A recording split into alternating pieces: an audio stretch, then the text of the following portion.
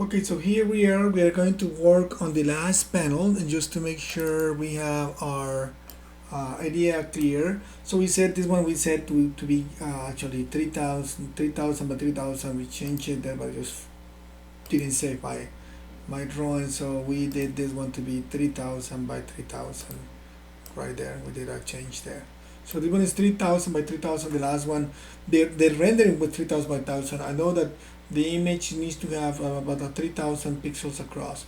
So we'll see how that works. We're gonna play with it for a little bit, but the key element here is this. We're gonna have, in my case, it doesn't have to be your case, because your case might be just that your panels is just like the ones that I have already, which are masked manually like that. And I forgot to mention in the previous one, if you remember, if you want to change the mask, that's the number one. In number two, I made a mask on it right there. There is under masks. I made it based on that cube that I cannot have a little trouble doing it. I can delete it, and I can also do it by just simply, let me just turn the transparency one more time just to correct it. Just to show, I can use the pen tool to draw with it by just pressing there in the corner, hold shift, keep a straight line, then let go shift, press one more time, hold shift one more time, and then one last time shift, and that way you make a panel. It looks a little bit odd in terms of framing, but you can just simply go and grab it and just fix it manually there, and then you just got the same thing. Then you can just simply go and change the opacity of the panel one more time, and you get roughly the same thing we had before. This one's a little bit different compared to the previous one. I can go back in, let's say there, and I can just go with this tool, grab the corners and pull them up a little bit so that I can match my my drawing a bit better. This just wanted to mention that so that we have it. Alright, so I'm gonna create the last panel, and for the last panel, I'm gonna do a little thing. I know that my image comes at 3,000 pixels. That's what my image is going to give me. 3,000, it's not 3,000, 378 if you think it is. And I'm going to bring in that and that image. That whole composition is going to be, in my case, behind everything else. My pictures won't cover all that because my picture didn't render that far out. So I have to do play with that a little bit differently. So to start, I'm going to create a composition that is going to give me that full page there. I'm going to do this one. And this actually comes from that comic layout. Remember the comic layout image that we just brought it? And the comic layout has a size of 3,000 by 3882. So I'm going to create a composition with that size, 3,000 by 3882. So I'm going to say new composition, and this case is going to be 3,000 by 3882.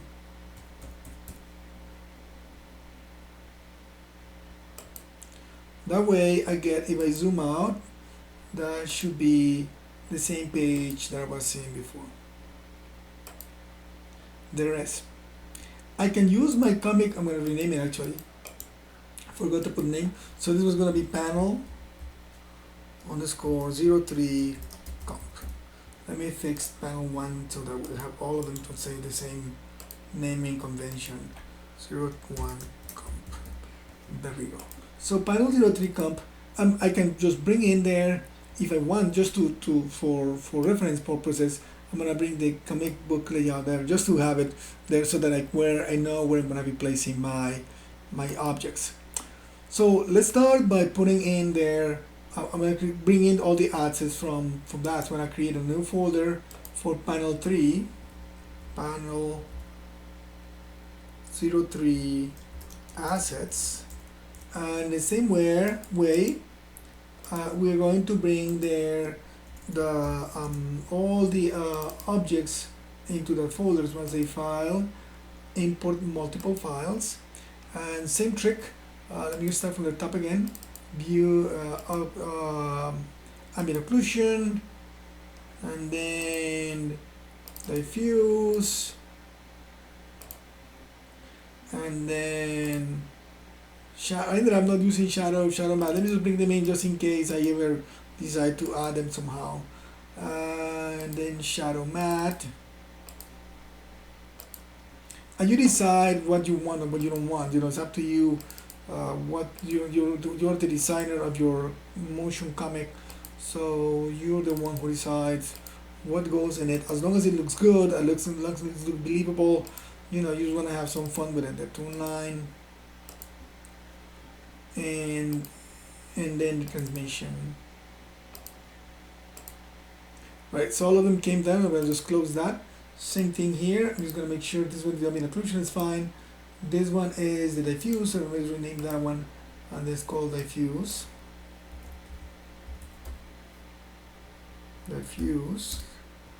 Then the next one is going to be, I believe, this is the shadow.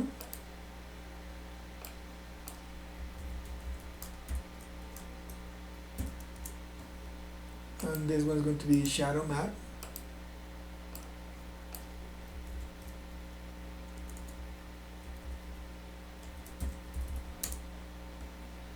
And this one is going to be specular.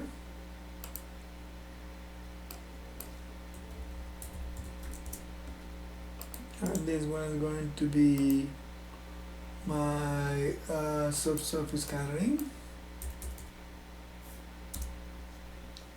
And this one is going to be my tune line.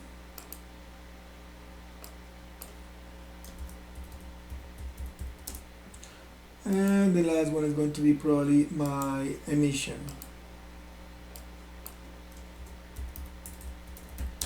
Alright, we got them all. I'm going to start the same trick, but this time around I'm going to skip for now the photograph. I'm going to start just putting my objects on top of it. I'll bring the photograph later, and my objects right there, ooh, they come a little bit smaller. So in order for me to have animation on it, I'm gonna have to just play with it a bit differently. But I'm not going to change the scale of it right now. I'm gonna just put it right there. Actually, let me just undo that. I'm gonna leave it where it comes in. That way, all of them are going to align perfectly. So I'm gonna leave it where it comes in. I'm gonna just keep adding. We'll just keep on the same order that I did before. The specular on top of it. That one is going to be add. And then we're gonna put tape surface scattering. And then that one's going to be also add. And then the emission, add, and then we're gonna put the ambient occlusion, and then what we said is multiply, and that gives me enough of what I think I need. I have the ambient occlusion back there giving me a bit of that darker back wall, so we'll see how that plays with my photograph. Well, now that I have them all like that, I can just do the same trick that I've done before, or I can just grab them all and move them manually. It's up to you. So let me just do the trick that I did before by just making sure that all of them follow diffuse. That way I just move diffuse and all of them are going to be doing what it needs to be doing. So I'm going to move diffuse so everybody follows it. Okay, so there are some challenges there that we need to figure out. I need to have my character larger, and my rendering is not giving me a larger image. I could go back in Maya and render it out again, which, yeah, I can do that. Did I do the tune? I didn't do the tune actually. Let me just do that. I just do the tune line. I was forgetting the tune line. Here's the tune line. And the tune line needs an exposure, and then the exposure negative to darken it a little bit. Alright, and then I'm going to just simply make that one follow the diffuse to, and then I can move them all down. Alright, so let me try to first get the photograph aligned with this. So let me go back to my project here.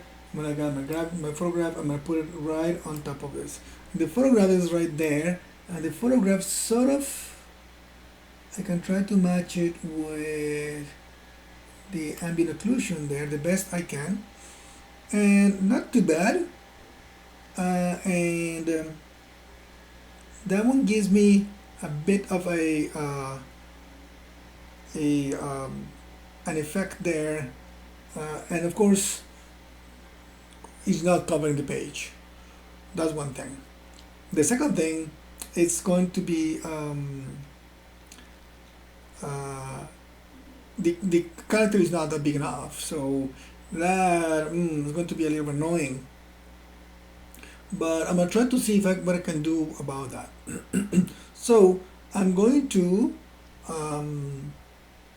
play with. I know that I cannot move my character because the ambient occlusion of the wall is going to come with it. But I could have rendered out everything on the just the character without that wall and get it better. But I'm not going to re-render that right now. So what I'm gonna do here is I'm going to make the whole thing kind of scale up a little bit. And I'm gonna risk a little bit of blurriness on my image, but I'm gonna just try to trick it differently. So I'm gonna just grab, of course, the fuse is going to follow the warehouse. So the warehouse is gonna drive number 7, and then the return mode of everybody. So I'm gonna click on this one. I'm gonna press S to change the scale. Same thing. In frame 1, I'm gonna keep it at that size, and then in second number 10, I may have to change the timing again later on. I'm gonna scale it. You don't want to scale it too much, when you can scale, but you don't want to abuse it. What I mean is that I'm gonna just go probably just 110 at the most. That's the maximum scale I would do to a possible object, so that I can have an effect there. It won't break as bad. If I go 100% here, it won't break as bad yet. If you go larger than that, it'll look pretty bad.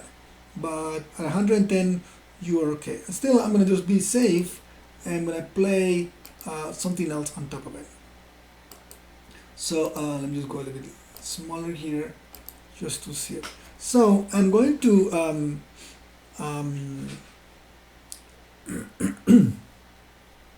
add to it a little bit of a. Let me just take a look at just for a moment if he's kind of matching my background. It's not as large as the background, but I'm gonna keep it there because I don't really have a lot of space now. So I'm gonna just move it down a tiny bit here so I can keep it closer to the edge. But I still need to fill out the rest of the page. Of course, I'm not using this layout for it yet.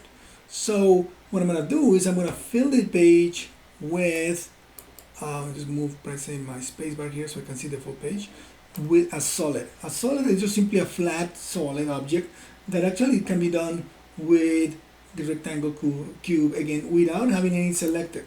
So I'm going to click on the rectangle. This time it won't work as a mask, it will work just as an object that I can just go and draw. And by default it comes with a blue color, which is that fill. And I'm not going to keep that blue. I'm going to change that color. I'm going to use some product like a darker orangey tone or something like that. That will probably go more in contrast with my scene, or like that maybe.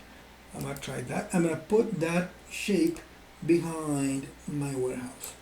That way I can see it there. So that one gives me like an interesting thing. Alright, so that one gives me an interesting thing. And then what I'm gonna do now is I'm going to make my background, my warehouse, blend into that background. So I'm gonna go back here on my warehouse, and I'm going to create a new mask on it. I can do it with a pen tool, or I can do it with the ellipse here, and then I'm gonna just draw an ellipse around him like that, and that ellipse of course created a mask. If you open up the mask options for it, you can change the feather of that. You expand it very, very big, up to the point that it doesn't break. I'm gonna probably just bring it down a tiny bit by changing the ellipse a bit down here, so I don't give up or don't reveal my edge of my photograph right there. Just a little bit more like that, more like this, and then I'm just gonna just keep it like that.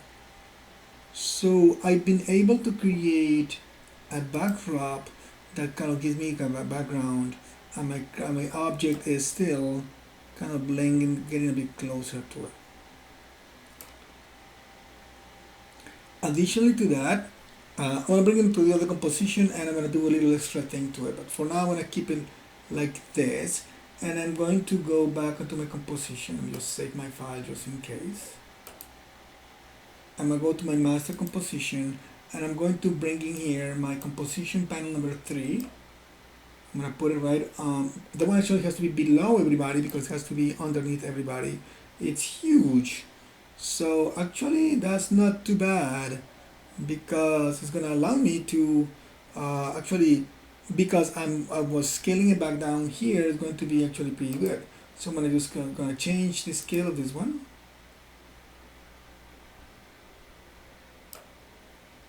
So I can exaggerate even the scale even more here. Let me change the opacity a little bit just to try to get it, and I'm going to just scale a bit more until I can get it to match sort of like the image that I had on my sketch.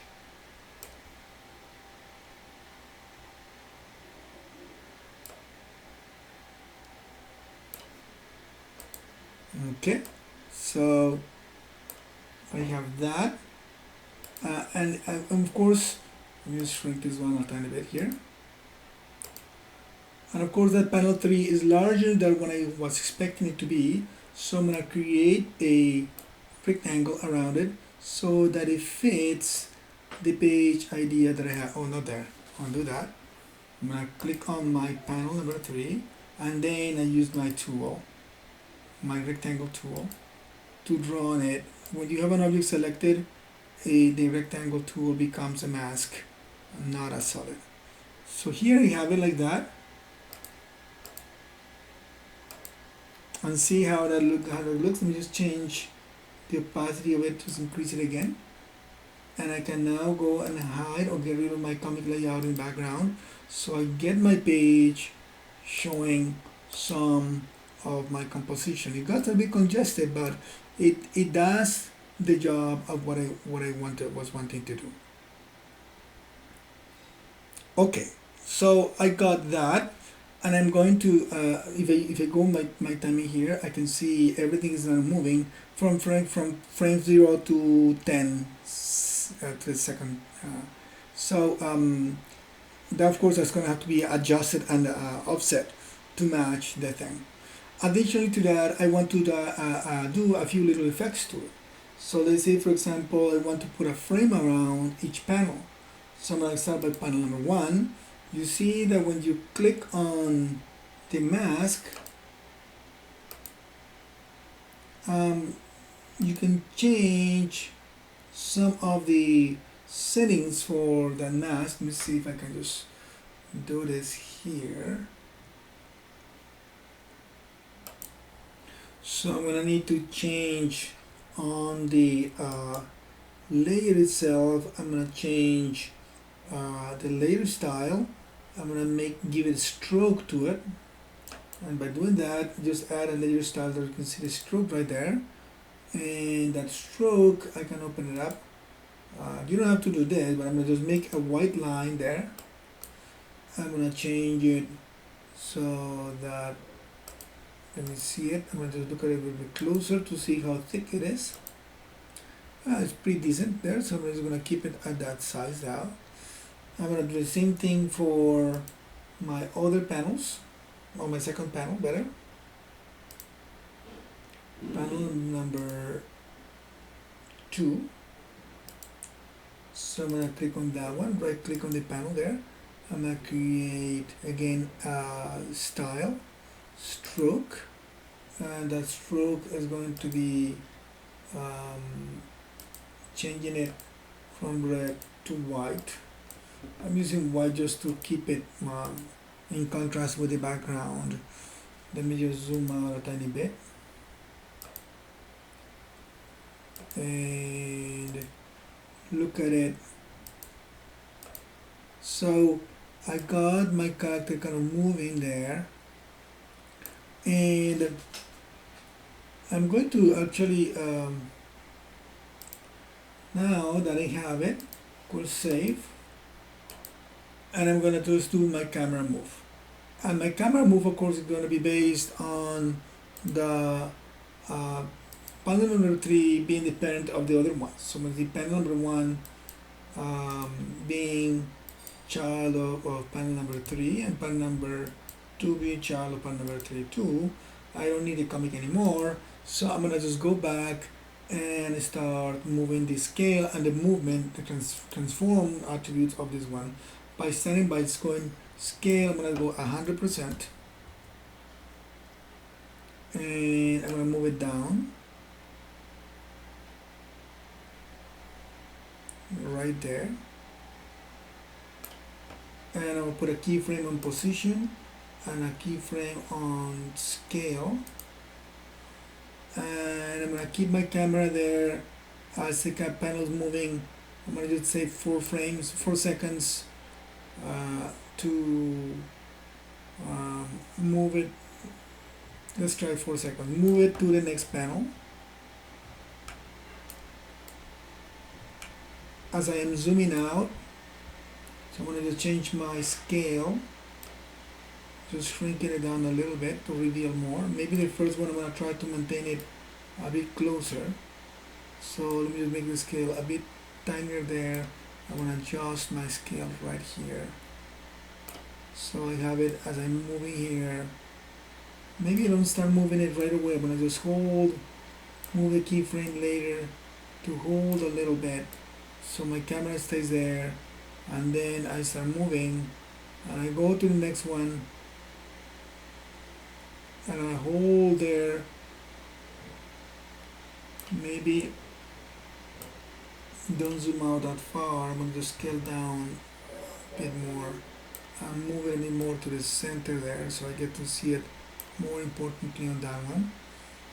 And then I'm going to just to hold there maybe for a little bit. See that this one kind of still moving closer to the camera. I'm gonna hold there for maybe a couple of seconds.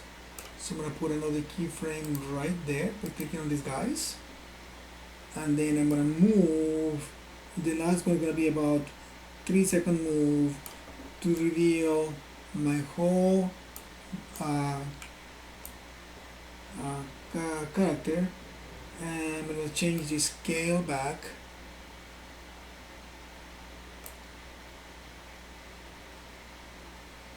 a bit more,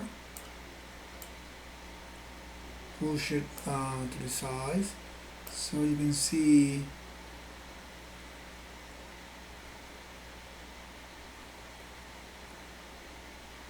I have my whole animation holding there, and then just hold there for a little bit. Scale one more time until I'm going to reveal the whole thing, so I can see my whole motion comic there.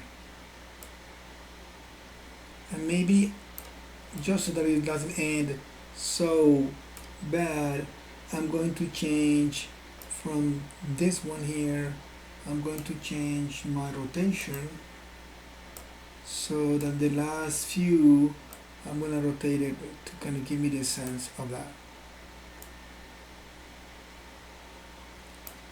So if I play it back,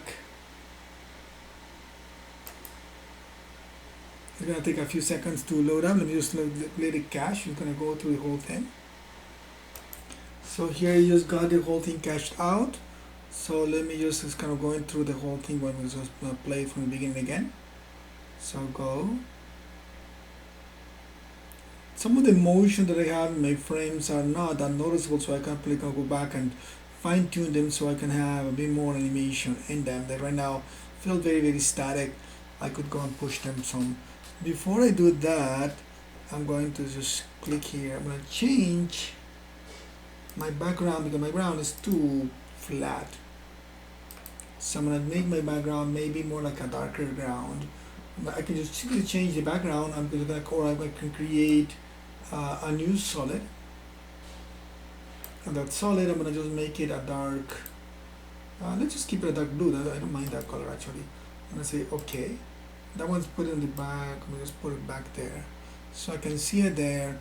And now I'm going to say my comic book finishes here. And I'm going to just end up at frame 16 of second 16. So I'm going to just clip it at 16 there. Save my file.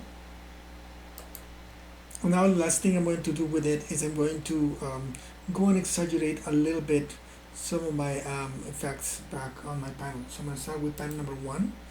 Panel number 1 moves, zooms out a bit more. So let me just go and click on this one. Which one is the one that's moving? Is the whole thing. So I'll just look at the scale for that one. So I'm going to just make it a bit more dramatic. So I'm going to start a bit farther, a bit closer. And that way I can keep it just zooming out some more. And then I'm going to go to panel number 2. I'm going to see what's zooming in is the creature, the character itself. So is number, the diffuse is the one that is scaling up. So I'm going to just go back and just say scales up. I'm going to keep scaling it up. It's at 100 right now, but I'm going to push it to maybe 16, which is the end of the composition. I'm going to just go to 110. That way it keeps moving more. And I'm going to delete this one here, which is the 100. I'm going to make it a little bit tinier here in this one. I'm going to go back to 80%. So it's a bit smaller. That way it gives me a better. And then number 3, I'm going to change. I think the one that is changing is the warehouse. Let me look at the scale for the warehouse, press S. So it goes to that. So I'm going to just shrink it down a tiny bit more on this one right here. So I'm going to bring it down to say 85, see how that looks. And that's giving away a little bit of the frame here, and I don't like that. Although I'm not going to be seeing it that early, I'm going to try to change my mask. Remember the mask that I have there. The mask itself has the feather that I changed. The feather of the mask is what letting me see through. So I'm going to reduce the feather a little bit, so that it's not so wide. Actually, I'm going the opposite way. I'm going to bring it down. There it is. A bit more like that. Alright, let me see how that looks in my master comp. So just gonna scroll through it quickly. Alright, and this one is getting closer. And this one I'm gonna keep it moving forward actually. This one we don't see it until second number 4. So I'm gonna go to panel number 3 and change the animation. I'm gonna make sure is that transform is applied to the warehouse. I'm going to move them, select both and move them to second number 4, so it doesn't start animating until I am almost on it. So let me go back to it here.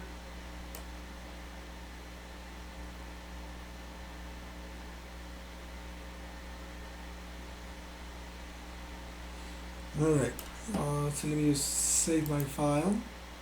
If I had put text on it, I probably could do it. There is other things that I just want to mention and show here, just to wrap it up. You always have the potential of putting extra filters and effects on things. Say for example, I could grab the background. I don't want it to stay photographic. Let me just do it in a different panel first, panel number 1. So let's say the warehouse, I can put a filter on it. There are a bunch of filters and effects that you can change and distort your photographs by you can play with a lot of color correction or distortion or bending or motion blur and so on and so forth. So let me try to for example, if I say color correction, I can say an equalizer, for example. An equalizer kind of gives me the chance to go and manipulate some of the coloring and sharpening, and that probably is not that visual. I'm going to do another one here. I'm going to try to say color correction. There is gamma and saturation. You can change, that's just like that, like Photoshop would do. Color balance, and so on and so forth. You can generate, and you can do a lot of other fractals.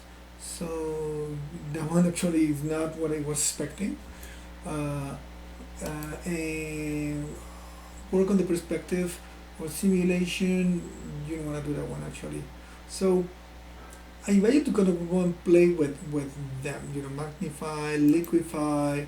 So liquify will allow you to click on things to modify your object.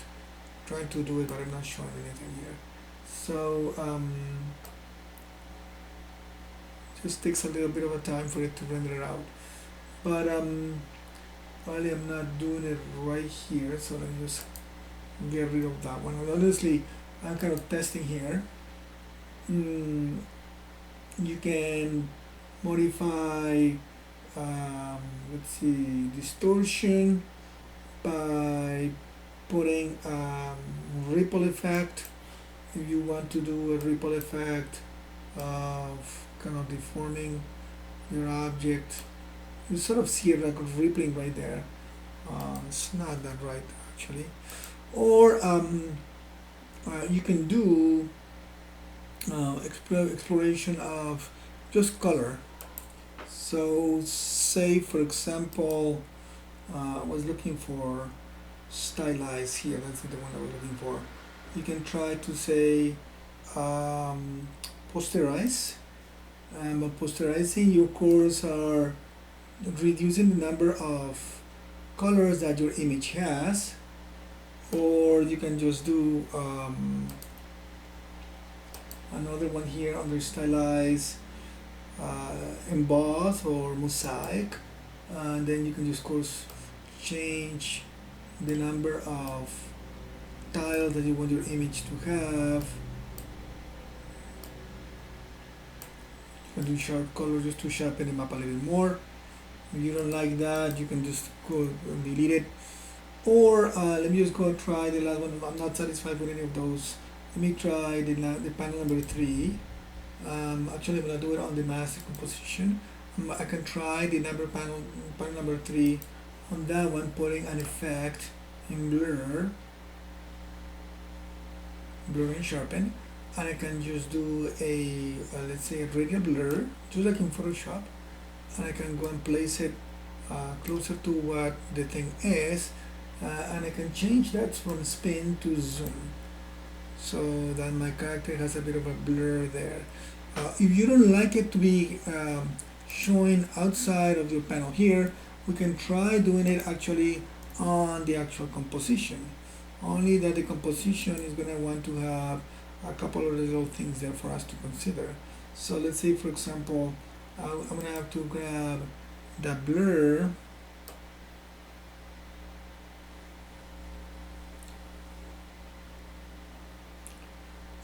Going to be a radial. You can do any blur, directional blur, Gaussian, anyone. But the radial blur, and radial blur again is applied on the diffuse right now. I'm sorry, let me just do it on the photograph actually. Effect, blur. I'm going to just say the radial blur here. This is the one that I was trying to do before. I'm going to just grab it, kind of bring it closer to him.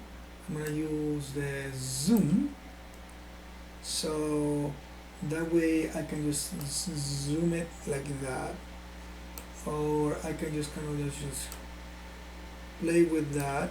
Or if you don't want it to be doing that because that's not the effect you want, you can have a directional blur, effect, blur, and then a directional blur, and that way you can zoom it, blur it more towards kind of like the distance where the object is moving away from. So I'm just going to exaggerate it so they can see the dramatic effect on it. There we go. So that keeps it more in frame, and I can go back to my master layer and I can see my effect happening right there, which makes it interesting. Of course that slows down your render at the end, but it's not a bad option. Alright, I'm gonna just stop it right there. There's a lot of stuff, so I'm gonna just save my scene, and the last thing I'm gonna just do simply is export it out. So I'm gonna say export.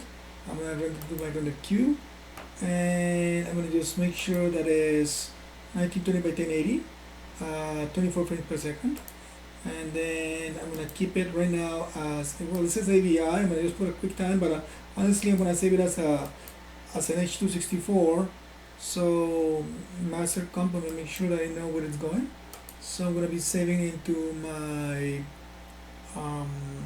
project folder, motion comic. There it is, motion comic.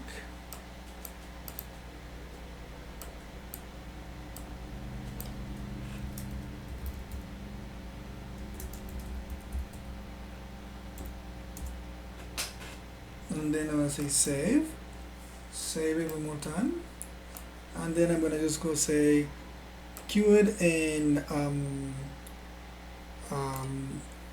media builder, I'm sorry, and media encoder. And let me just close Photoshop first because I don't want my computer to crash. So I'll just close Photoshop. So the keyword in a media encoder.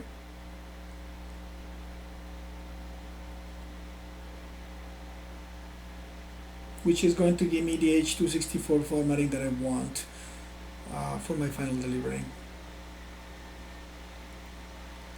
Alright, so actually that one, I have an older one here. Let me just get rid of that one.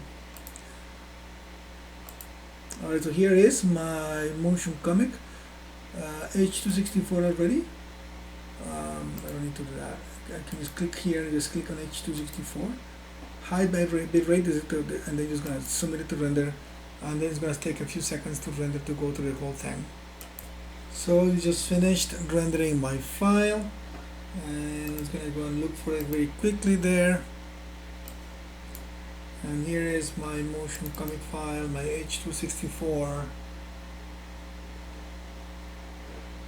1920 by 1080. There's a little bit of a contrast there, but that is the effect that I wanted to have. Alright, so it shows you the idea. I could probably improve my animations a little bit better, but it gives you a good understanding of working with panels, animating within those panels, using the compositing that we did, putting a little bit of effects at the end, and having the final motion coming down. Alright, hopefully that will help you, and good luck with the creation of your